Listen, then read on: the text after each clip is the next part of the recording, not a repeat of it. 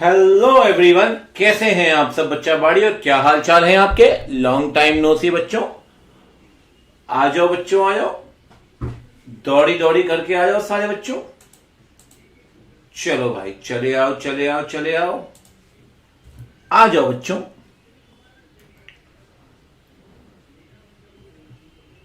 कहीं कोई दिक्कत नहीं, टेंशन वाली कोई बात नहीं।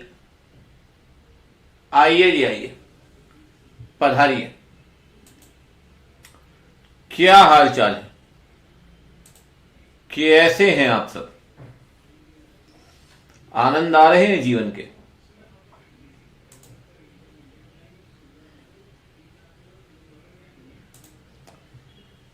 मेरे बारे में कुछ बात करें ना भाई, तुम्हारे बारे में कोई बात नहीं कर रहे हैं हम।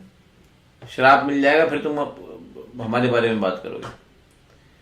सर डर लग रहा है, बहुत ज्यादा अच्छी वाइब नहीं आ रही। अरे वाइब वाइब सब बेकार की बातें, पढ़ाई लिखाई करो, सारी वाइब अपने आप आ जाएगी। कम सोचो, कम यूट्यूब देखो, सिर्फ पढ़ाई काम करो, बाकी दिमाग मत लगाओ। ठीक। अरे भाई, अरे लक्ष्य हो गया, स्पैम मत कर। अब लंबा ब्रेक हो गया, सही बात है। अब तो कहानी आ गई डन। चलिए जी आइए, अब चलते हैं, नया चैप्टर स्टार्ट करते हैं। चार्जेस आज होगा, चार्जेस रजिस्टर रिटर्न्स भी कहानी हो जाएगी। अब तो आप ये समझिए कि अगले वीक तक आपको कंपनी से कंप्लीट होने वाला है। नेक्स्ट वीक तक कंपनी से डन है बच्चों। आ जाओ, किस बात की देरी है, फटाफट से चलिए। आइए आइए आइए आइए बच्चा बाड़ी, आज हम पढ़ने वाले हैं चार्जेस की यूनिट, जिससे एक क्वेश्चन फिक्स है, आएगा ही आएगा। क्या कहता है चार्जेस, आइए जरा ध्यान से देखते हैं। एक कंपनी है सोजा लिमिटेड, वाह क्या नाम है, बहुत बढ़िया। ये बैंक से लोन ले रही है, बैंक का नाम है लेना बैंक। ओहो कितनी बढ़िया बात है। कितने का लोन ले रही है भैया, 100 करोड़ का लोन ले रही है। ठीक है भैया, एसेट अगर लोन लोगे तो एसेट को सिक्योरिटी के तौर पर रखना पड़ेगा। जिस एसेट को सिक्योरिटी के तौर पर रखा है उसे बोलते हैं the asset is subject to charge. उस एसेट पे चार्ज क्रिएट हो चुका है। याद करिए, आप अलग अलग जीवन में अलग अलग नाम पढ़ते होंगे। कभी बात मॉर्टगेज की होती है इमूवेबल को लेकर, कभी बात प्लेज की होती है मूवेबल को लेकर। एक बात ध्यान रखना, कंपनीज एक्ट में सिर्फ एक वर्ड जानते हैं और एक वर्ड पहचानते हैं, वो है चार्ज। कंपनीज एक्ट भेदभाव नहीं करता कि इमूवेबल के लिए मॉर्टगेज बोल दिया, मूवेबल के लिए प्रॉपर्टी प्लेज बोल दिया ना भैया। एक वर्ड है, एक नाम है, एक शब्द, जिसे बोलते हैं चार्ज। सर चार्ज में एक बात बताइए, एसेट कौन सी रखेंगे। चार्ज में एसेट रखेंगे या तो टेंजिबल या इनटेंजिबल। ठीक, ध्यान रखना, डिपॉजिट में इंटेंजिबल एसेट नहीं रखते, याद आ रहा है कुछ। चार्ज में टेंजिबल भी हो सकती है, इंटेंजिबल भी। कॉर्पोरियल नॉन कॉर्पोरियल, सर ये क्या होता है, ये भी टेंजिबल का ही मतलब है। टेंजिबल कॉर्पोरियल बोलते हैं, नॉन कॉर्पोरियल मतलब इनटेंजिबल। मूवेबल इमूवेबल, कुछ भी रखो। मैं तो कह रहा हूं प्रिंटर रख दो, गाड़ी रख दो, गाड़ी मूवेबल है। ट्रक रख दिया आपने, मूवेबल है। जमीन रख दी, इमूवेबल है। चाहे कंपनी के एसेट इंडिया में हो चाहे इंडिया से बाहर, हर हालत में चार्ज क्रिएट करना पड़ेगा, फाइलिंग करनी पड़ेगी, आगे हम पढ़ेंगे।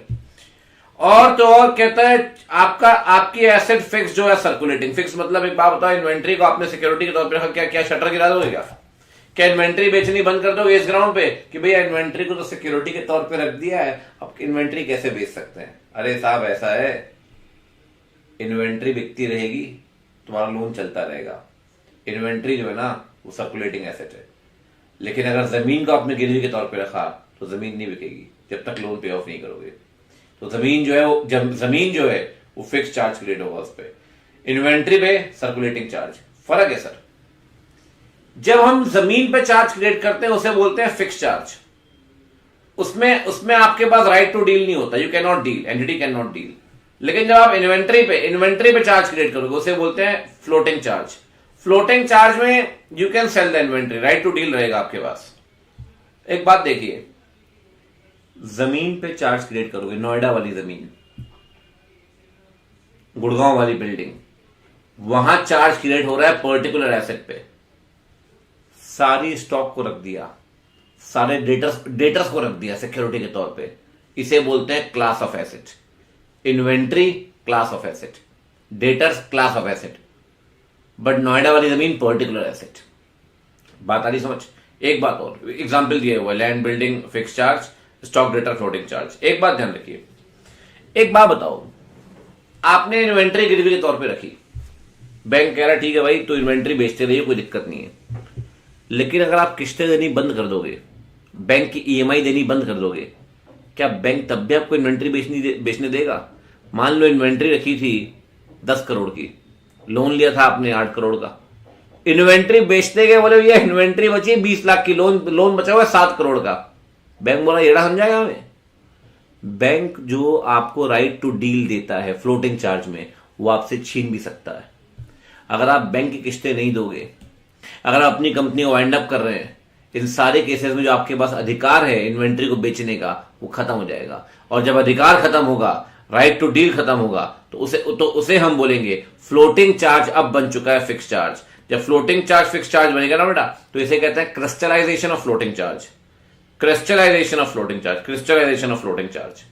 ठीक सर, ये कब होगा? फॉर एग्जाम्पल क्रिस्टलाइजेशन कब होगा? आप डिफॉल्ट करिए तब होगा, कंपनी वाउंड अप हो रही है तब होगा, कोई एसेट बेचने के लिए रिसीवर आपने अपॉइंट किया तब होगा। इन सारे केसेस में राइट टू डील खत्म हो जाएगा। जो आपके पास अधिकार होता है इन्वेंट्री को बेचने का, वो खत्म।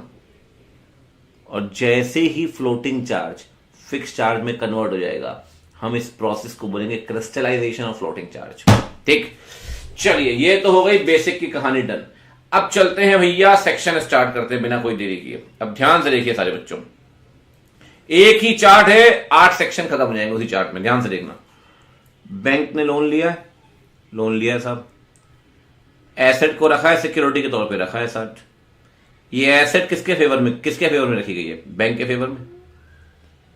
जब बैंक के फेवर में एसेट रखोगे ना सिक्योरिटी के तौर पे, तो बैंक को बोलेंगे चार्ज होल्डर। ध्यान रखना, bank will be termed as charge holder. जो लोन ले रहा है ना, उसे बोलते हैं कंपनी। और बैंक को अपन क्या बोलते हैं? Bank is termed as charge holder. ठीक, आपका बैंक के साथ एग्रीमेंट हुआ होगा? बिल्कुल हुआ होगा सर। उस एग्रीमेंट को बोलते हैं instrument of charge. Proper sign करेंगे, डेटेड होगा, स्टैम्प, सब कुछ। साहब जो आपने एग्रीमेंट किया है ना, आप याद करिए, हर चैप्टर में अपन क्या करते हैं, पूरा पढ़ लेते हैं, आखिरी में आरओसी के पास जाते हैं, हाँ भैया सब कुछ कर लिया, BRSR ऐसा जो भी कुछ करना किया, आरओसी के पास फाइलिंग कर दी। यहां पे पहला काम ही क्या करना है?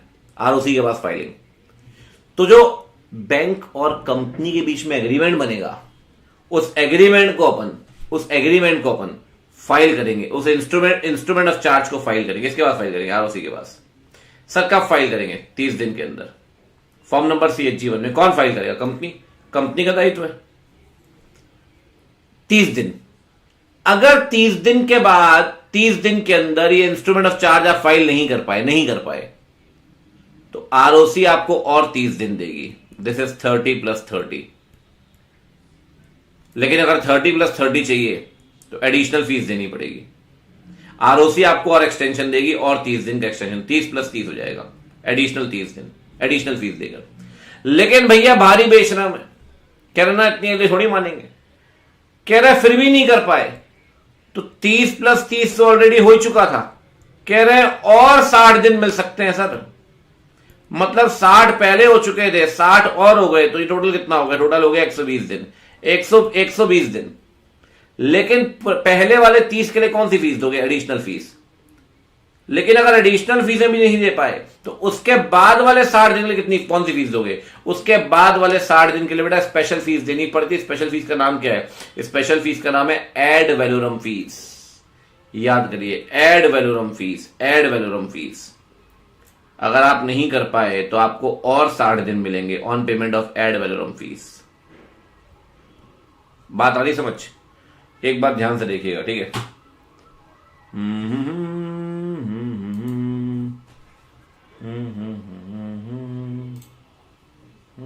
ये देखिए, चार्ज क्रेडिट हुआ 10 जुलाई को, ठीक है साहब? 10 जुलाई को पहले 30 दिन मिले चार्ज को फाइल करने के, बिल्कुल मिले 9 अगस्त तक। नहीं कर पाए, एडिशनल फीस और 30 दिन मिलेंगे। नहीं कर पाए तो और 60 दिन मिलेंगे एड वैलोरम फीस के लिए। तो ओरिजिनली मिले 30 दिन, नहीं कर पाए तो और 30 दिन एडिशनल फीस देकर और 60 दिन एड वैलोरम। पहले 30 के लिए एडिशनल, उसके बाद के लिए एड वैलोरम। ये ध्यान रखिएगा। 30 30 60, 30 30 60, पहले 30 के लिए कुछ नहीं, अगले 30 के लिए एडिशनल, और उसके अगले 60 के लिए एड वैल्यूम। ठीक, अच्छा अब एक चीज और देखिएगा आप। ठीक, 30 30 60 हो गया। सेक्शन 87 कहता है अगर 120 दिन में फाइलिंग नहीं कर पाए तो सीजी के पास जाइए। सीजी आपके टाइम पीरियड को एक्सटेंड कर सकती है। उसके लिए आपको एप्लीकेशन देनी पड़ेगी CHJ 8 में। यह साबित करना पड़ेगा डिफॉल्ट एक्सीडेंटल है। अभी तक ROC एक्सटेंशन कर रही थी 30 दिन 60 दिन। सीजी को इंटरफेरेंस नहीं था, लेकिन अगर ROC का समय सीमा भी खत्म हो गई तो 87 में जाके सीजी से अनलिमिटेड पीरियड एक्सटेंशन मांग सकते हैं। यहां 87 में जो सीजी एक्सटेंशन देगी इसकी कोई लिमिट नहीं है साहब, अनलिमिटेड पीरियड भी हो सकता है। बस ध्यान रखना, आपको साबित करना पड़ेगा डिफॉल्ट एक्सीडेंटल है। अगर साबित नहीं कर पाए तो बात नहीं बनेगी। ठीक, एक बात और, फाइनली गिरते पड़ते लुढ़कते पड़कते पहुंच गए ROC के पास। लो भैया फाइलिंग कर लो। ROC किस फॉर्म नंबर में फाइलिंग कर रहे थे? CHG 1 में। ROC के पास पहुंच गए, लो भैया फाइलिंग कर लो। ROC क्या करेगा सर? ROC रजिस्टर करेगा, आपको देगा सर्टिफिकेट ऑफ रजिस्ट्रेशन की हाँ भैया आपका चार्ज रजिस्टर हो गया। लो भैया चार्ज क्रिएट हो गया, रजिस्टर हो गया, ये CHG 2 हो जाओ, काम खत्म करो। ठीक सर, एक बात बताइए, क्या रजिस्ट्रेशन बहुत इंपॉर्टेंट है? बिल्कुल है सर मान लो अगर चार्ज रजिस्टर नहीं हुआ तो क्या हो जाएगा? ऐसा है बेटा, अगर चार्ज रजिस्टर नहीं हुआ ना तो वाइंडिंग अप में लिक्विडेटर पूछेगा, ICICI बैंक से आया आदमी, हाँ तुम्हारा चार्ज जो हुआ था रजिस्टर होगा चाची के पास, ROC के पास। ICICI वाला कह रहा है क्या होता है चार्ज, क्या होता है ROC? बोले उठ काय को बैठा तो सिक्योर क्रेडिटर की लाइन में, काय को मान रहा उस लोन को सिक्योर्ड लोन? जब तेरा चार्ज रजिस्टर ही नहीं ROC के पास तो उस चार्ज की कोई कीमत नहीं है जो चार्ज रजिस्टर नहीं है। और अगर चार्ज रजिस्टर नहीं है तो उठ और बैठ जाके अनसिक्योर्ड वाले के पास, उठ वहां से और बैठ अनसिक्योर्ड के पास। अगर चार्ज रजिस्टर में उसकी कोई कीमत नहीं है। अब एक बात समझिए साहब, चार्ज जो है रजिस्टर तो नहीं है तो कंपनी तो चार्ज रजिस्टर करवाएगी नहीं। कंपनी तो हाँ बहुत बढ़िया है, वाह बढ़ाओ उसको अनसिक्योर्ड में। तो सर बैंक के साथ तो अन्याय हो रहा है उस केस में। इसीलिए अगर कंपनी फेल कर जाती है, अरे ये क्या हुआ? अच्छा इरेजर सेलेक्ट था, डर गया मैंने कहा तो मैं हाईलाइट कर रहा हूं, इरेज हो रहा है। कंपनी फेल कर जाती है 77 में तो चार्ज होल्डर फाइलिंग कर सकता है 78 में। चार्ज होल्डर फाइल करेगा, लेकिन सर एक बात बताइए, दायित्व तो कंपनी का है, तो चार्ज होल्डर खर्चे हो रहे हैं, फिर तो चार्ज होल्डर फीस पे करेगा। जे के खर्चा जो चार्ज होल्डर बियर करेगा वो कंपनी रिइंबर्स करेगी, shall be reimburse by the company. Sir ऐसे एक बात बताओ, कल को क्या नाम है, अनिकेत पहुंच गया देना बैंक के पास, ओ बैंक मैंने लोन दिया मुकेश भाई को, चलो चार्ज क्रिएट करो। रिलायंस को मैं लोन दिया, चार्ज क्रिएट करो। ऐसे तो कोई भी फुकरा आदमी आएगा, बोलेगा भैया मैंने लोन दिया है चार्ज क्रिएट करो। फर्जी इंस्ट्रूमेंट तो बना सकता है। इसीलिए कभी भी अगर चार्ज होल्डर गया तो ROC सीधे रजिस्ट्रेशन नहीं करेगा। ROC पहले कंपनी को नोटिस देगा, ए कंपनी तूने सही में लोन लिया है क्या? तूने कहीं सही में एसेट रखी है गिरवी के तौर पे? कंपनी ऑब्जेक्शन रेज कर सकती है 2 हफ्ते के अंदर, नो ऑब्जेक्शन डीम्ड अप्रूवल। तो कभी भी अगर चार्ज होल्डर गया तो सीधे रजिस्ट्रेशन नहीं करेगी। अरे कंपनी कैसे मान ले यार, कंपनी को तुमने लोन दिया, कंपनी को नोटिस देगा, कंपनी ऑब्जेक्शन रेज करेगी 2 हफ्ते, नो ऑब्जेक्शन डीम्ड अप्रूवल। तो कंपनी के सेक्शन में कंपनी आती है बेटा 77 के अंदर, नहीं तो चार्ज होल्डर कहां जाएगा? 78 में। ठीक, चलिए अब एक बात सुनिए ध्यान से। सर आपने चार्ज को रजिस्टर कर लिया, बढ़िया बात है, चार्ज रजिस्टर हो गया। अगर चार्ज रजिस्टर हो गया तो उसकी एंट्री करनी पड़ेगी रजिस्टर ऑफ चार्जेस में। रजिस्टर ऑफ चार्जेस 2 मेंटेन होते हैं, 2। ROC मेंटेन करता है 81 में, कंपनी मेंटेन करती है 85 में। Register of charges ROC maintain करेगा ऑनलाइन, MCA, कोई भी इंस्पेक्ट कर सकता है। आपको पता है मेमोरेंडम आर्टिकल पब्लिक डॉक्यूमेंट है, बचपन से पढ़ते आ रहे हैं तो फाउंडेशन से। इंडोर मैनेजमेंट कंस्ट्रक्टिव नोटिस, अगड़म झगड़म यहां भी है, वो तो इंटरमीडिएट के अंदर भी ऐसा है साहब। जैसे मेमोरेंडम आर्टिकल पब्लिक डॉक्यूमेंट है ना, वैसे ही रजिस्टर ऑफ चार्जेस ही पब्लिक डॉक्यूमेंट है। अगर एक बैंक मेरी कंपनी को लोन देगा तो पहले जाके एमसी की वेबसाइट में चेक करेगा मेरी कंपनी के एग्जिस्टिंग चार्जेस। कहीं ऐसा तो नहीं है उसी जमीन पे पहले लोन लिया हुआ है मेरी कंपनी ने और उसी जमीन पे दोबारा लोन ले रहे हैं।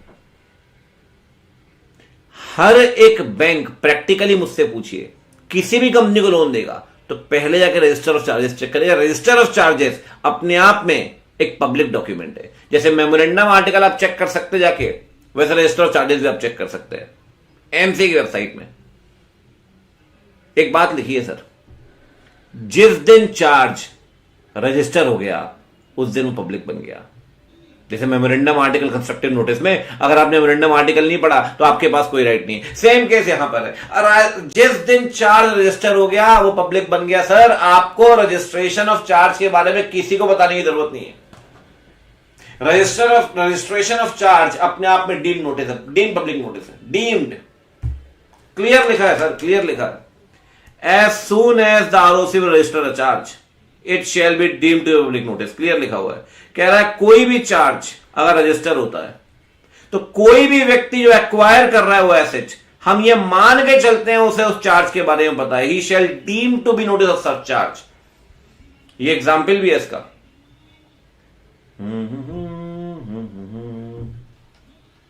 यहां होगा, यहां होगा।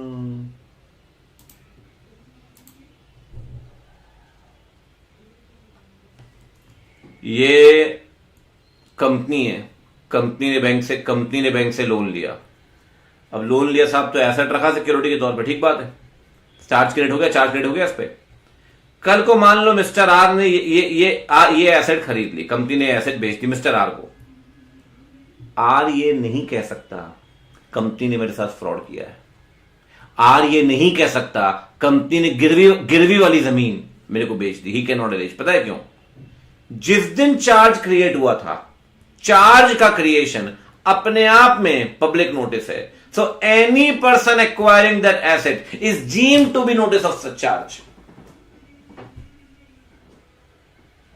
Is deemed to be having notice of such charge. वो ये कह ही नहीं सकता कि सर मेरे साथ न्याय हुआ है, आपने मेरे को जमीन जो बेची हो गिरवी वाली। अरे सर गिरवी वाली जमीन का वो फैक्ट है ना कि वो एसेट गिरवी पे है। जिस दिन चार्ज रजिस्टर हुए, कहानी खत्म हो गई, पब्लिक नोटिस है।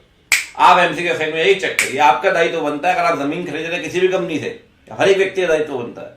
कंपनी से अगर आप जमीन खरीद रहे हैं जाके एमसी की वेबसाइट चेक करिए, वहां पे चार्ज मिल जाएगा, काम खत्म। ये आपका दायित्व, आपको चेक करना पड़ेगा। आपने चेक नहीं है, गलती आपकी है। Same concept, constructive notice. Question आएगा इस एग्जाम्पल से, लिखित ले लो आप मेरे से। सेम एग्जाम्पल आ चुका है पहले भी 80 से। ठीक है सर, आइए आगे बढ़ते हैं। 80, अच्छा 81 में रजिस्टर कौन मेंटेन करेगा? आरओसी मेंटेन करेगा ऑनलाइन। सर कंपनी में जो रजिस्टर मेंटेन करेगी ना सर, कंपनी मेंटेन करेगी 85 में। आरओसी मेंटेन कर रहा है लाला 81 में, कंपनी मेंटेन कर रही है लाला 85 में। ठीक है, अच्छा कंपनी कैसे मेंटेन करेगी? CHG 7। कब तक? रजिस्टर मेंटेन करेगी permanently, register of charge life time. और जो इंस्ट्रूमेंट ऑफ चार्ज है ना, इंस्ट्रूमेंट ऑफ चार्ज 8 साल सेटिस्फेक्शन खत्म होने से। एंट्री करेंगे तुरंत।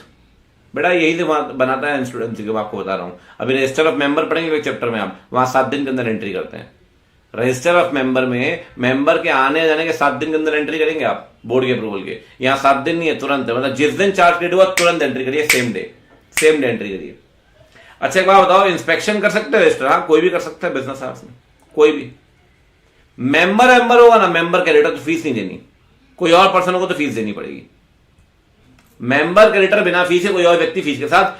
तुरंत एंट्री करिए, परमानेंटली रजिस्टर मेंटेन करिए, 8 साल तक इंस्ट्रूमेंट मेंटेन करिए CHG 7 में। आरओ में मेंटेन करना आपको, ठीक। अच्छा एक बात और, पब्लिक नोटिस बन जाएगा तो सेक्शन 80 है।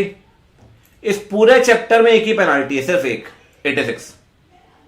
कोई भी कॉन्ट्रावेंशन करिए, कोई भी, पेनाल्टी सेम लगेगी 86। इस चैप्टर में पेनाल्टी का सेक्शन ही है 86।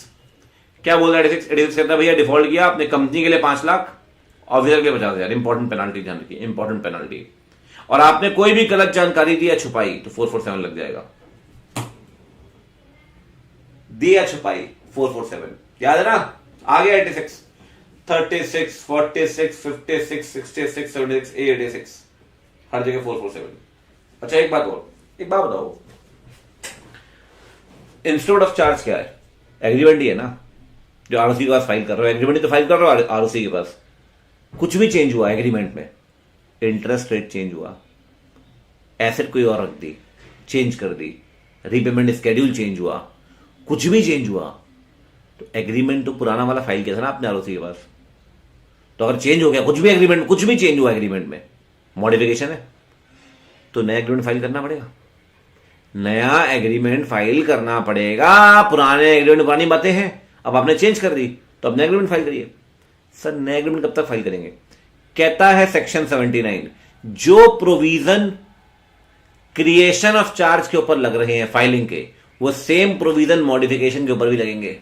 मतलब अगर क्रिएशन फाइल कर रहे हैं 30-30-60 में, तो मॉडिफिकेशन भी फाइल करेंगे 30-30-60 में। सेम प्रोविजन क्लियर कट लिखा है।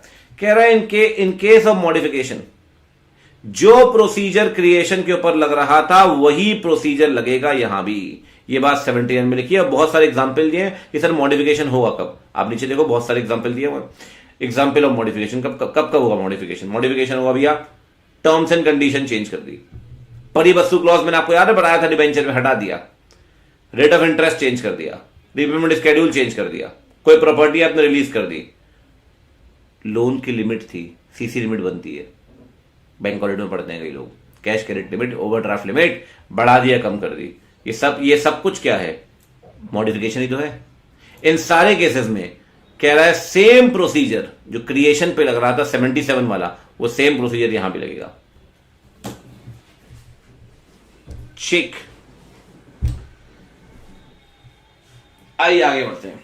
एक बात समझिए सर, ये जो प्रॉपर्टी आप रखते हैं कंपनी आरओसी बैंक के पास लोन के तौर पे, या तो प्रॉपर्टी इंडिया में होगी या प्रॉपर्टी इंडिया के बाहर होगी।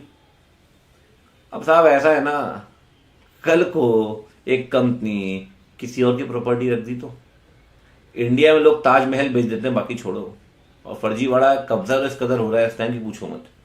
बोले प्रॉपर्टी किसी की रखा है बैंक के पास। साहब ऐसा है ना, प्रॉपर्टी का वेरिफिकेशन करवाना पड़ेगा, जरूरी है। तो वेरिफिकेशन करवाइए, प्रॉपर्टी आपकी ही है, तो कौन करेगा वेरिफिकेशन? कह रहा है भैया अगर प्रॉपर्टी इंडिया में हुई, इंडिया में, तो वेरिफिकेशन कौन करेगा? वेरिफिकेशन करेगा, ठीक, वेरिफिकेशन करेगा डायरेक्टर या सेक्रेटरी। अगर इंडिया में प्रॉपर्टी, या authorised officer of the charge holder मतलब बैंक का आदमी जाए, कर्मचारी जाए, देख क्या यहां जमीन है, पूछे, डीड वगैरह मांगे, सब कुछ ठीक है, साइन कर दे। तो या तो कंपनी का डायरेक्टर सेक्रेटरी, क्योंकि कल को लोचा हुआ तो डायरेक्टर जेल जाएगा सीधे, कंपनी का डायरेक्टर सेक्रेटरी, नहीं तो बैंक का कर्मचारी। ठीक, अगर आउटसाइड इंडिया हुआ तो ये दोनों सेम है, 3 और 4 और है। अगर कॉमन सील है कंपनी की तो आउटसाइड इंडिया में कॉमन सील लगा दो, नहीं तो पर्सनल इंटरेस्टेड। पर्सनल इंटरेस्टेड कौन होगा सर? मान लो यूएसए में आपकी एक प्रॉपर्टी है, ज्वाइंट ओनरशिप में। भाई क्यों स्पैम कर रहा है?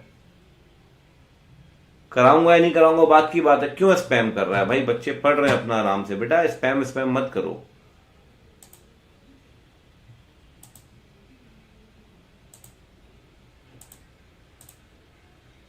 ठीक, भानु स्पैम मत करो, जब बोला पूरा कराएंगे पूरा कराएंगे, स्पैम तो कुछ नहीं होगा। मई 25 की दे रखी है, नहीं पता, कोई बात नहीं भाई, लाइव नहीं ले पाए तो रिकॉर्डेड देख लेना, नहीं तो मैराथन अपलोड करेंगे, मैराथन देख लेना, उसमें क्या दिक्कत है। ठीक, अब सुनिए, मैं तो देखता ही नहीं चैट की तरफ, देख लूं तो कुछ ना कुछ पंचायत चली रही होती चैट में। देखिए, इन इंडिया डायरेक्टर सेक्रेटरी या ऑथराइज्ड ऑफिसर, आउटसाइड इंडिया वो दोनों सेम है, कॉमन सील पर्सन इंटरेस्टेड। 4 लोग आउटसाइड इंडिया है, 4 लोग मतलब एक तो कॉमन सील होगी, person interested. Person interested example का मान लो यूएस में आपने प्रॉपर्टी खरीदी ज्वाइंट ओनरशिप में, तो ज्वाइंट ओनर होगा यूएस में, कंपनी का ज्वाइंट ओनर, वो क्या होगा? Person interested. Person interested. तो इंडिया में 2 लोग, यूएस में, इंडिया से बाहर 4। ठीक, अब मेरी बात समझिए। मान लो भैया आपने आपने आपने लोन रीपे कर दिया, आपने लोन, ठीक है, सारा लोन आपने रीपे कर दिया, ठीक है, कोई दिक्कत नहीं। चार्ज क्रिएट हुआ 77 में, मॉडिफाई 79। अब अगर आप लोन रीपे कर दोगे तो उसे बोलेंगे सेटिस्फेक्शन ऑफ चार्ज। आरओसी के पास जाइए, ऐसा है जी, हमने लोन रीपे कर दिया, हमारी एसेट को चार्ज फ्री कर दो। चार्ज फ्री वर्ड यूज नहीं करते, वर्ड यूज करेंगे सेटिस्फेक्शन ऑफ चार्ज, कि भैया चार्ज जो है वो संपूर्ण हो चुका है, आप प्लीज एसेट को चार्ज फ्री कर दीजिए, आप हमें सर्टिफिकेट दे दीजिए। आरओसी एक बार सर्टिफिकेट दे देगा, कहानी खत्म। आरओसी सर्टिफिकेट दे देगा, एमसी के वेबसाइट में हट जाएगा वो कुछ दिन के अंदर, आप अपने रजिस्टर में हटा दीजिए, कहानी खत्म करिए यार, कब तक चार्ज चलेगा? कंपनी, अच्छा एक बात है, अब कंपनी 82 में गई, कंपनी बोल रही यार वो तो चार्ज था, हमने रीपे कर दिया, लोन फ्री कर दो एसेट को चार्ज से। आरओसी बोलेगा मैं कैसे मान लूं, तुमने लोन रीपे कर दिया। इस केस में आरओसी बैंक को नोटिस देगा, चार्ज होल्डर को, हाँ भी लोन मिल गया है ना, तो बैंक ऑब्जेक्शन रेज करेगा 2 हफ्ते में, नो ऑब्जेक्शन, डीम्ड अप्रूवल। तो अगर कंपनी को लगता है एसेट चार्ज फ्री हो चुकी है तो कंपनी आरओसी को बताएगी CHG 4 में 30 दिन के अंदर। आरओसी बोलेगा भैया मैं कैसे मान लूं, आरओसी नोटिस देगा चार्ज होल्डर को, चार्ज होल्डर ऑब्जेक्शन रेज करेगा 2 हफ्ते में, no objection deemed approval, no objection deemed approval. अच्छा एक बात ध्यान रखिए, सब कुछ हो गया, आरओसी रजिस्टर कर लेगा, आपको सर्टिफिकेट दे देगा CHG 5 में, और रजिस्टर चार्जेस में एंट्री कर देगा, कहानी खत्म। बस एक बात ध्यान रखना, क्रिएशन में लिमिट क्या थी? 30-30-60। क्रिएशन में लिमिट क्या थी? 30-30-60। सेटिस्फेक्शन की लिमिट है बेटा, सेटिस्फेक्शन की लिमिट है 30 नहीं तो 300। It will be extended to 300 days. ये 30 + 300 नहीं है, 30 नहीं तो 300, इसका मतलब 30 + 270 है। ये समझने के लिए लिखा है मैंने 270, हाथ जोड़ के विनती, गलती समझ लेते हैं एग्जाम में 270, देख के काट देगा पूरा उठा के, उसको इतना समझ में नहीं आता, वो अपने समझने के लिए कि कभी डेज कैलकुलेट करने को आ गए तो डेज कैलकुलेट जब भी आप करेंगे तो आपको लिखना है अगर 30 दिन नहीं तो ROC can extend the period up to 300 days. ROC is not extending for further 300 days, right? ROC 30 को 300 बना रहा है, 30 + 300 नहीं है, तो समझने के लिए +270। वहां 30-30-60 था, यहां है 30 नहीं तो 300, 30 नहीं तो 300 मतलब 30 + 270। ठीक, आप फाइलिंग करिए, नोटिस देगा, no objection deemed approval, registration, कहानी खत्म करिए। ठीक, एक बात बताओ यार, कंपनी बताएगी भैया कि यार एसेट को चार्ज फ्री कर दो, आप लोन हमने दे दिया, कहानी खत्म करिए सर, कहां तक खींचते रहेंगे यार? अगर कंपनी नहीं बता पाई, अगर कंपनी नहीं बता पाई तो कोई और व्यक्ति बता सकता है। अब सर कोई और व्यक्ति कौन होगा? चार्ज होल्डर ही तो होगा। जब एग्रीमेंट 2 लोगों के बीच में हो रहा है, एक कंपनी एक चार्ज होल्डर है, तो एनी अदर पर्सन क्यों लिख दिया लॉ मेकर ने? सीधे चार्ज होल्डर लिखना चाहिए था, लेकिन 83 में आप पढ़ो एनी अदर पर्सन लिखा हुआ है। इसका सिंपल लॉजिक है भाई। एक बात बताओ, कंपनी ने लोन लिया 100 करोड़ का, बिल्डिंग दिल्ली में रखी, मजनू की डीलिंग बिल्डिंग है, उसे सिक्योरिटी के तौर पर रख दी। अब कंपनी ने लोन रीपे कर दिया, कंपनी ने नहीं बताया, और कंपनी ने लोन रीपे कर दिया, कंपनी ने बैंक आज तक आरओसी को बताया ही नहीं। आरओसी के बुक्स में चार्ज रजिस्टर है, कंपनी ने यही एसेट, ये क्वेश्चन आएगा देख लेना, यही एसेट बेच दी देव बैंगन को, क्या नाम है, बहुत बढ़िया, ये एक्वायरर ऑफ प्रॉपर्टी है, प्रॉपर्टी खरीद ली इसने। सर एक बात बताओ, मैं कंपनी से एक प्रॉपर्टी खरीद रहा हूं, कंपनी ने चार्ज को रजिस्टर नहीं करवाया, आज तक नहीं करवाया सेटिस्फेक्शन को, वो आरओसी की बुक्स में आज भी चार्ज बना हुआ है। क्या मैं नहीं बता सकता आरओसी को कि भैया मैंने एक संपत्ति खरीदी कंपनी की, कंपनी आपका लोन रीपे कर चुकी है बैंक का, चाहे तो बैंक से आप एनओसी ले लो, आपका देखकर 2 हफ्ते वाली कहानी हो, आप देख लो, बट चार्ज को भैया हटा दो। तो अगर कंपनी नहीं बताएगी ना, तो मैं या बायर या आपका बायर या एक्वायरर बताएगा आरओसी को सेटिस्फेक्शन के बारे में, वही सेम CHG 4, ठीक, वही ये बताएगा 83 में। तो ध्यान रखना, कंपनी बताएगी 82 में, एनी अदर पर्सन यानी कि एक्वायरर ऑफ प्रॉपर्टी बताएगा 83 में। आरओसी रजिस्टर करेगी सेटिस्फेक्शन को। अगर कंपनी की तरफ से even is no intimation receive by company, ध्यान रखना, ठीक है। उस केस में रजिस्ट्रेशन करते ही कंपनी ऑर्डर की कॉपी दोनों पार्टीज को दे देगी और एंट्री कर देगी अपने रजिस्टर के अंदर। एक बात और है सर, एक लाइन लिखी है 83 में कि सर एक बात बताइए, डेट जो है क्या पार्शियल रीपेमेंट में भी एसेट फ्री कर देंगे क्या? एसेट फ्री कर देंगे क्या पार्शियल रीपेमेंट में? तो कहता भैया ऐसा है, डेट रीपे करो या इन होल, कि डेट रीपे करो इन पार्ट, हम एसेट फ्री कर देंगे। सर इन पार्ट कैसे? पार्शियल लोन रीपे करेंगे तब भी एसेट फ्री कर देंगे। Loan 200 crore, asset 1 40, asset 2 60, asset 3 120, ठीक। लोन रीपे कर दिया 50 करोड़, आउटस्टैंडिंग में है 150 करोड़। अगर कंपनी कहती है आपका 50 करोड़ का लोन रीपे कर चुके हैं, ये वाली एसेट फ्री कर दो, तो क्या गुनाह कर रही है कंपनी? अगर 150 करोड़ ही बैलेंस बचा है और 150 करोड़ के लिए ये एसेट पड़ी 180 करोड़ की, तो क्या ये एसेट फ्री नहीं हो सकती? हो सकती है ना सर। तो पार्शियल रीपेमेंट में भी asset 1 can be release from charge, तो पार्शियल रीपेमेंट के अंदर भी एसेट कैन बी फ्री, ऐसी कोई दिक्कत वाली बात नहीं, ठीक। चलिए आगे बढ़े, सब कुछ हो गया भैया, लास्ट सेक्शन की तरफ चल रहे हैं, चार्ज में 84। एक बात बताओ यार, प्रॉपर्टी है साहब, प्रॉपर्टी रखी सिक्योरिटी के तौर पे, अब कल को चौकीदार रखोगे, जमीन है, रखना पड़ सकता है, सिक्योरिटी गार्ड रखोगे, उसे बोलेंगे मैनेजर ऑफ प्रॉपर्टी। कल को प्रॉपर्टी बेचनी पड़ी तो रिसीवर रखोगे। अगर चार्ज होल्डर इसमें से किसी को भी अपॉइंट करता है तो चार्ज होल्डर कंपनी को बताएगा प्लस आरओसी को CHG 6 में कि भैया ऐसा है कि हमने मैनेजर रख लिया है, कि भैया ऐसा है हमने रिसीवर रख लिया है, 30 दिन के अंदर आप बता दो। और कल को अगर वो छोड़ के जाता है, आप उसे हटाओगे सेसेशन ऑफ ऑफिस में, तब भी आप उसे बता देना। दोनों केस में बता दो, कोई दिक्कत वाली बात नहीं। आएगा तब बताओ, जाएगा तब बताओ, चैप्टर खत्म। लाओगे तब भी बताओगे, हटाओगे तब भी बताओगे, ठीक। मैं सोच रहा हूं रजिस्टर रिटर्न्स करवा देता हूं, जो टाइम है जितना हो जाएगा। कल जीएम से स्टार्ट कर लेंगे, जीएम और परसों जीएम खत्म हो जाएगा। मुझे लगता है जीएम में पूरे 2 लगने भी नहीं चाहिए, लेकिन हाँ लग भी सकते हैं, कोई दिक्कत नहीं है। रजिस्टर रिटर्न्स जो बचा होगा वो कर लेंगे, ठीक। रजिस्टर रिटर्न्स वैसे ही बड़ा सिंपल है, तो टाइम बहुत है हमारे पास।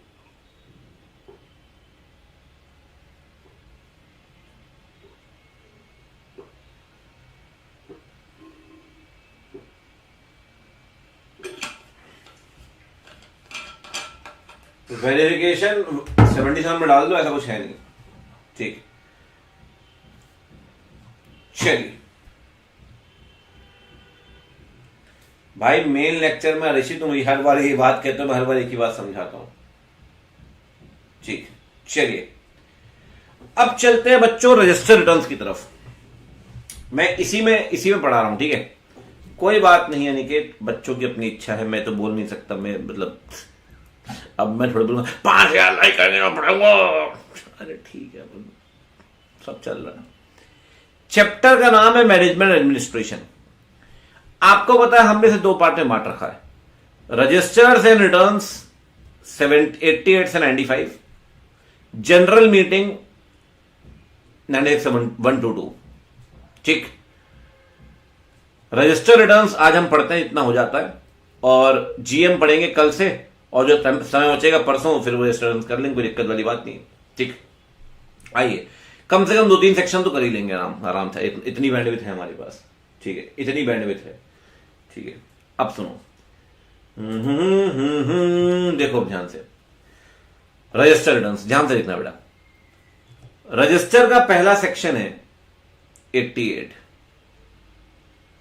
ठीक। नहीं वो अपनी अपनी जगह सोच की बात, हम किसी को बोलते नहीं। कई बच्चों को लगता है मेरी मजबूरी है पढ़ाना, मैं पढ़ाऊंगा ही पढ़ाऊंगा, तो इसे तो पढ़ाना ही चाहिए, इसका ड्यूटी है इसकी हमें पढ़ाने की।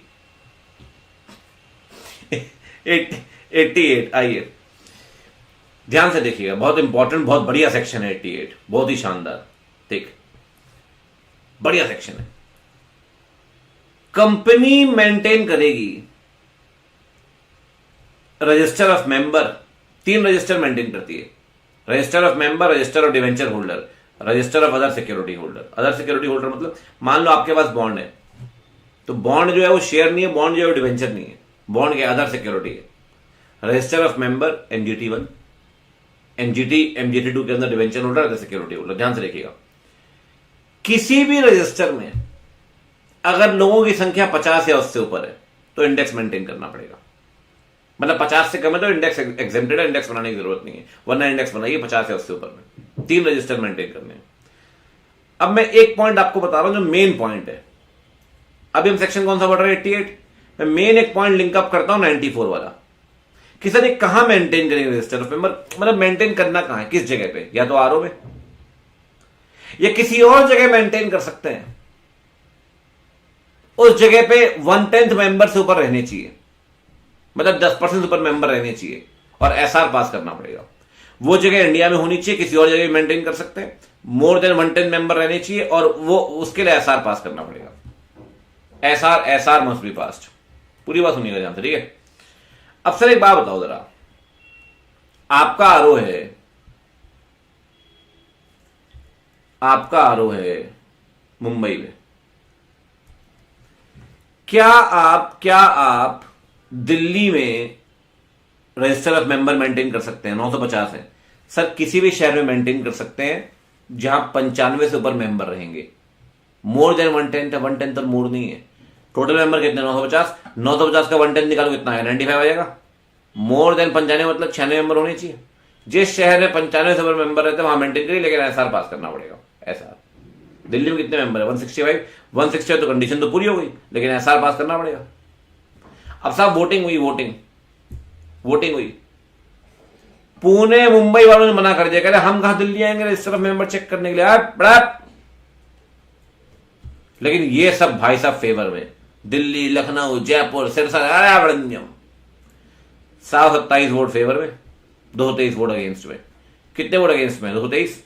कितने वोट होने चाहिए? 3 गुना। एसआर पास करने के लिए, एसआर पास करने के लिए 3 वोट चाहिए, 669 वोट चाहिए। वोट कितने आ गए? 727। एसआर पास हो गया। यस। क्या दिल्ली मेंटेन कर सकते हैं? यस। किसी भी शहर में मेंटेन करो। मोर देन, पहली बात तो वो शहर इंडिया में होना चाहिए, मोर देन 1/10 मेंबर रहने चाहिए, एसआर पास। तीनों कंडीशन पूरी करिए, भारत में कहीं मेंटेन करिए, कोई दिक्कत वाली बात नहीं। लेकिन sir here comes the next concept, foreign register. अब आप बोलोगे अभी तो कह रहे हो रजिस्टर इंडिया में मेंटेन होना चाहिए।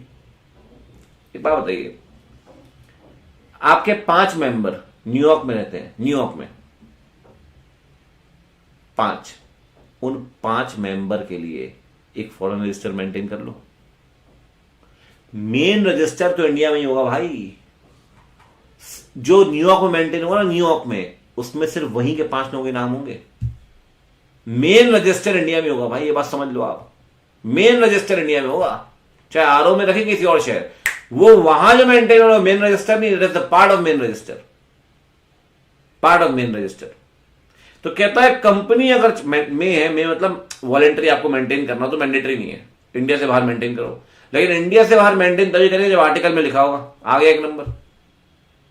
चाची को बताना पड़ेगा एनबीटी 3 में 30 दिन के अंदर, अरे भैया हम रजिस्टर मेंटेन कर रहे हैं न्यूयॉर्क में, हम रजिस्टर मेंटेन कर रहे हैं कराची में, रजिस्टर मेंटेन कर रहे हैं कोलंबो में, रजिस्टर मेंटेन कर रहे हैं सिंगापुर में। चाची को आप बता दो एमजीटी 3 30 दिन के अंदर। और एक बात ध्यान रखिए, जो फॉरेन रजिस्टर मेंटेन हो रहा है that is the part of principal register. मैं बार बार आपसे कह रहा हूं, जो इंडिया में मेंटेन हो रहा है, जो प्रिंसिपल रजिस्टर इंडिया में मेंटेन हो रहा है उसका पार्ट है फॉरेन रजिस्टर। इंडिया वालों के नाम न्यूयॉर्क वाले रजिस्टर में नहीं आएंगे, ध्यान रखना इस बात को, नहीं आएंगे। ठीक, एक बात और सर, वैसे एक बात बताइए, ये जो फॉरेन रजिस्टर हम मेंटेन कर रहे हैं, हाँ जी मेंटेन कर रहे हैं, तो ओपनिंग के 30 दिन के अंदर बताया अपन ने, बताया आरओसी कम्युनिटी 3 में। कल को एक बात बताओ, कल को अगर फॉरेन रजिस्टर बंद कर देते हो या कराची से लाहौर ले गए, बहुत बढ़िया, तो भी बताओ 30 दिन के अंदर। जब ओपन किया था तो बताया था, अगर डिसकंटिन्यू कर रहे तो भी बताओ, और अगर सिचुएशन चेंज कर तो भी बताओ।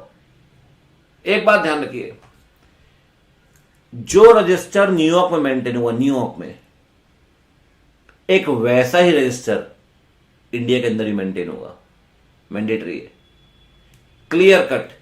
फॉरेन रजिस्टर जो आप मेंटेन कर रहे हैं उसका डुप्लीकेट रजिस्टर इंडिया में मेंटेन करना पड़ेगा, और वो duplicate with part of Indian the principal register. Sir तो एक बात बताओ, फॉरेन में जो भी एंट्रियां होंगी हमें कैसे पता? अरे भैया, फॉरेन की जो भी एंट्री है वो 15 दिन के अंदर फॉरेन प्लेस पे जहां मेंटेन कर रहे हैं वो आरओ बताएगा, और आरओ ठीक वैसे डुप्लीकेट रजिस्टर मेंटेन करेगी, ठीक वैसा डुप्लीकेट। और एक बात ध्यान रखना, जिस फॉर्मेट में प्रिंसिपल रजिस्टर मेंटेन होता है सेम फॉर्मेट में फॉरेन मेंटेन होगा, सेम फॉर्मेट में, ठीक। अच्छा एक बात बताइए, मान लो आपका एक रजिस्टर था न्यूयॉर्क में, आपने बंद कर दिया, न्यूयॉर्क में रजिस्टर बंद कर दिया आपने, ठीक है, मेंबर थे, कुछ मेंबर थे, कुछ विलिंग थे, कुछ विलिंग नहीं थे, कुछ छोड़ के आ गए, कुछ अमेरिका से शिफ्ट हो गए, जो भी था आपने बंद कर दिया। अगर न्यूयॉर्क वाला रजिस्टर मेंटेन हो गया, बंद हो गया, तो उनके नाम कहां लिखे हैं? तो कह रहा है भैया ऐसा है, जो न्यूयॉर्क वाला रजिस्टर क्लोज हुआ है ना, क्लोज डिसकंटिन्यूएंस, उनके नाम ध्यान रखना, या तो प्रिंसिपल रजिस्टर में ट्रांसफर कर दो, या फिर अगर न्यूयॉर्क में बंद करके रजिस्टर शिकागो में मेंटेन कर रहे हो, वही कराची और लाहौर वाला हाल, तो न्यूयॉर्क वाला रजिस्टर मेंटेन बंद करके लाहौर कह रहा हूं, न्यूयॉर्क वाला बंद करके शिकागो में आप ट्रांसफर कर दो उनके नाम। और अगर शिकागो में कोई भी रजिस्टर नहीं है, दिल्ली ले आओ भैया प्रिंसिपल रजिस्टर में, नाम कहीं तो लिखोगे ना मालिक। अगर वो रजिस्टर बंद हो गया तो फौरन में किसी और रजिस्टर में लिखिए, कोई दिक्कत थोड़ी है। अब आप बोलोगे ऐसा हो सकता है क्या कि दुबई में रजिस्टर मेंटेन कर रहे हैं, उसमें यूएस वालों को भी नाम लिखे हैं, हाँ, सिंगापुर वालों को भी नाम लिखे, हाँ चलेगा, ऐसे कोई दिक्कत थोड़ी है। ऐसा कहीं नहीं लिखा कि जिस देश में फॉरेन रजिस्टर मेंटेन करोगे वहां उस देश के ही मेंबर के नाम लिखे होंगे, वो किसी भी देश के मेंबर हो। आपको वर्ल्ड में 100 फॉरेन रजिस्टर मेंटेन करने के लिए, 50 फॉरेन रजिस्टर मेंटेन करने के लिए, जितनी आपकी इच्छा उतनी मेंटेन करिए, कोई दिक्कत नहीं है। हाँ, अगर ओपन करोगे आरओसी को बता देना, क्लोज करोगे तो आरओसी को बता देना, सिचुएशन शिफ्ट करोगे तो आरओसी को बता देना, बस बता देना आरओसी को, ठीक। अच्छा एक बात बताएं, रजिस्टर ऑफ मेंबर में क्या क्या आएगा? बड़ी सिंपल सी कहानी है सर। मेंबर का नाम, माता पिता, पत्नी पति का नाम, पैन, यूनिक आइडेंटिफिकेशन नंबर, आधार वगैरह, एड्रेस, कंपनी का सेन, स्टेटस, नेशनलिटी, ये सब अगड़म झगड़म बता दो। एक बात ध्यान रखिए, क्या डीमैट फॉर्म में आपका नाम रजिस्टर ऑफ मेंबर में आएगा? क्या डीमैट फॉर्म में अगर कंपनी से आप शेयर ले रहे हैं तो क्या आपका नाम रजिस्टर ऑफ मेंबर में आएगा? कहता है सर डिपॉजिटरी वाली केस में रजिस्टर ऑफ मेंबर नाम नहीं आता, जो रिकॉर्ड्स डिपॉजिटरी मेंटेन करता है, जो रजिस्टर डिपॉजिटरी मेंटेन करता है वो काफी होता है, वो सफिशिएंट है। यहां रजिस्टर ऑफ मेंबर में नाम नहीं लिखते आप, और ऑब्वियस सी बात है अगर डिफॉल्ट किया तो पेनाल्टी लगेगी, ठीक। तो भाई ये कहानी है पूरी की पूरी।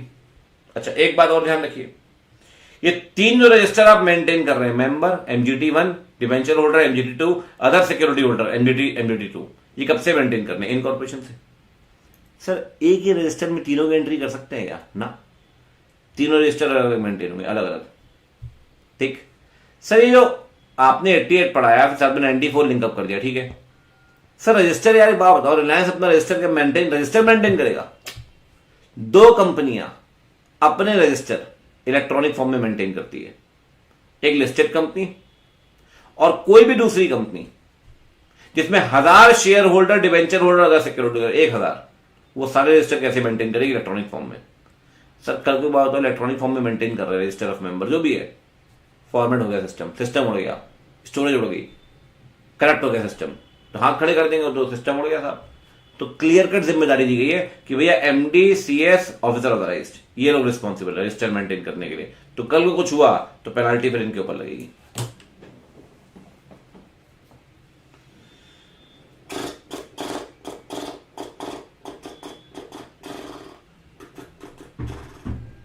लोग कह रहे ठंड हो गई, यहां गर्मी लग रही है यार, मेरे को भयानक किस्म की, यही चलाऊं तो और हालत खराब हो जाएगी। चलिए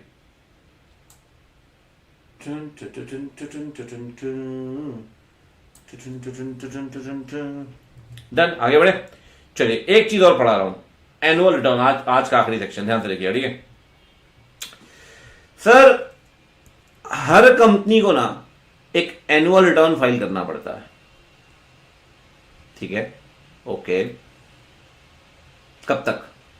एजीएम के 60 दिन।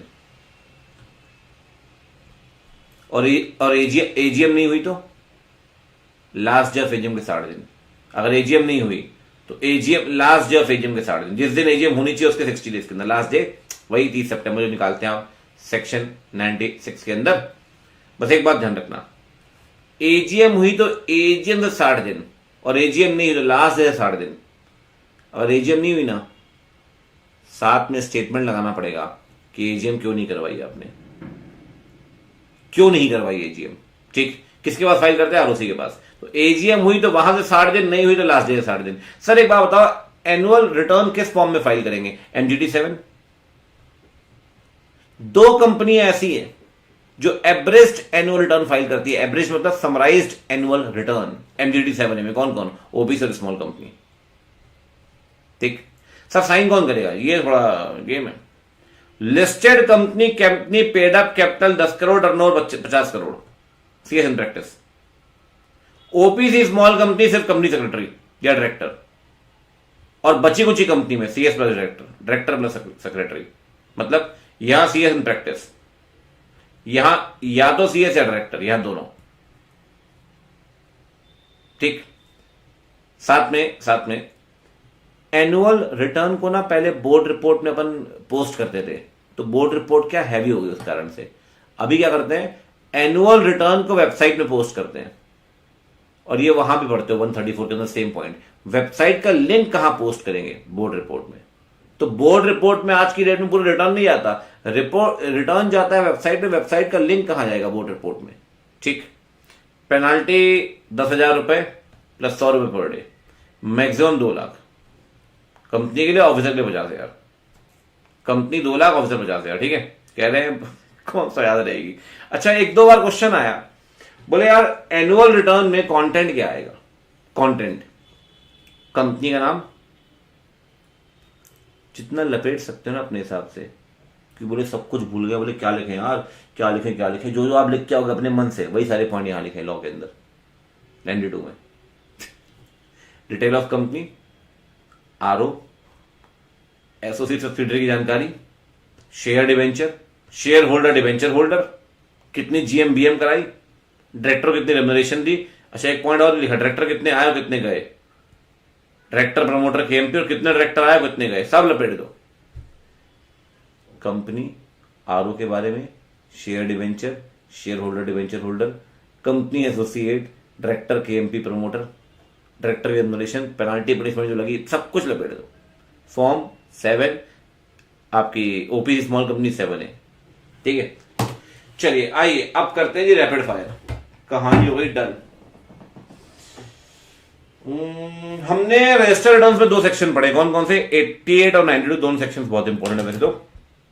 बाकी अब करेंगे नेक्स्ट क्लास में, लेकिन कल मैं याद करना जीएम से स्टार्ट करूंगा। एंड जो बचा हुआ है रजिस्टर्ड रिटर्न्स वो कराऊंगा, लेकिन स्टार्ट जीएम से करूंगा। ठीक है ना। ओरिजिनली रजिस्टर्ड चार्जेस कब तक फाइल करते हैं? पहला टाइम पीरियड। फाइल करने की जिम्मेदारी किसकी? ओरिजिनली प्राइम ऑफिसर कंपनी के, चार्ज होल्डर की। अगर 30 दिन में फाइल नहीं कर पाए तो और कितने दिन मिलेंगे? कौन सी फीस देनी पड़ेगी?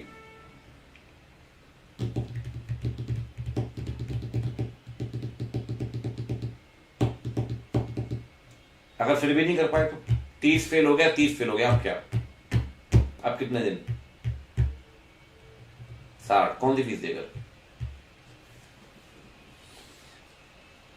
Add valorem. अच्छा, अगर मान लो कंपनी जाती नहीं है आरओसी के पास, तो क्या चार्ज होल्डर जा सकता है? तो जो खर्चा चार्ज होल्डर करेगा उसको रिइंबर्स कौन करेगा?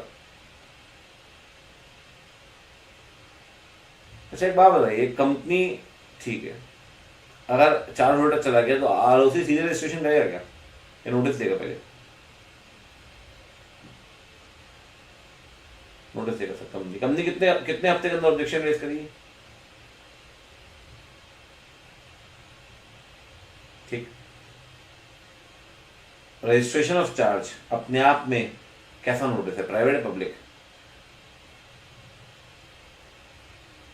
क्या प्रॉपर्टी अगर इनटेंजिबल है, चार्ज क्रिएट हो सकता है इनटेंजिबल पे।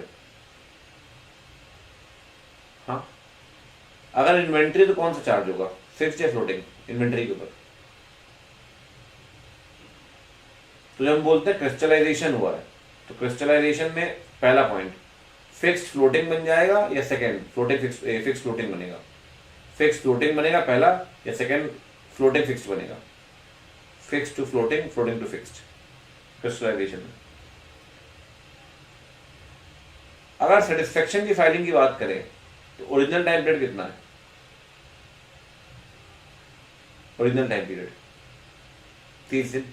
30 में नहीं कर पाए तो 30 will turn into 30 will turn into. अच्छा एक बात बताओ, कंपनी फेल कर जाती है, सेटिस्फेक्शन के बारे में नहीं बता पाती, कोई और व्यक्ति बता सकता है? अगर बताएगा तो किस सेक्शन में बताएगा?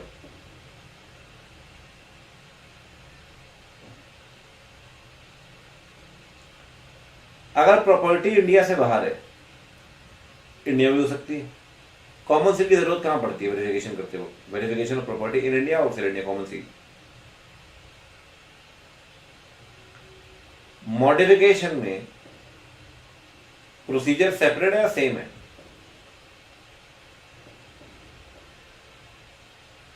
रजिस्टर ऑफ मेंबर किसी और शहर में भी मेंटेन कर सकते हैं आरओ के अलावा, वहां कितने मेंबर रहने चाहिए?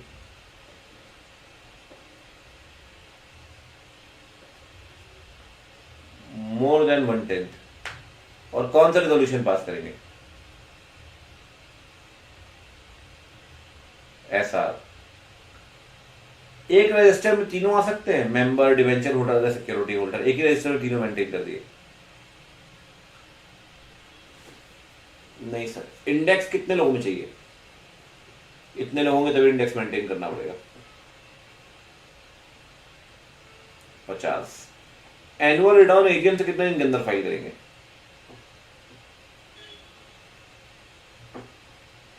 60। Everest annual return 2 company file करती है, कौन कौन सी? एवरेस्ट,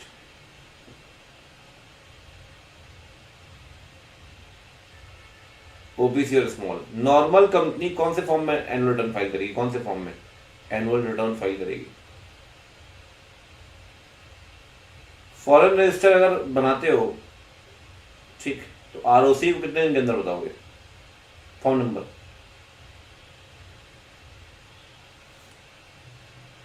फॉरेन रजिस्टर अगर बंद करते हैं या सिचुएशन शिफ्ट करते हैं, तब भी आरओसी को कितने दिन के अंदर बताएंगे?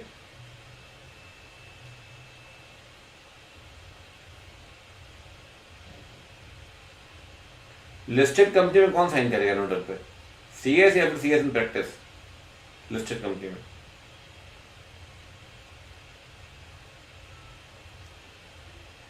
कल मिलते हैं, एजीएम करेंगे, जनरल मीटिंग पढ़ेंगे कल परसों में, और मैंने आपसे वादा किया नेक्स्ट वीक में वो कंप्लीट हो जाएगा। ठीक है, तब तक के मुझे आज्ञा दीजिए। Bye take care, see you.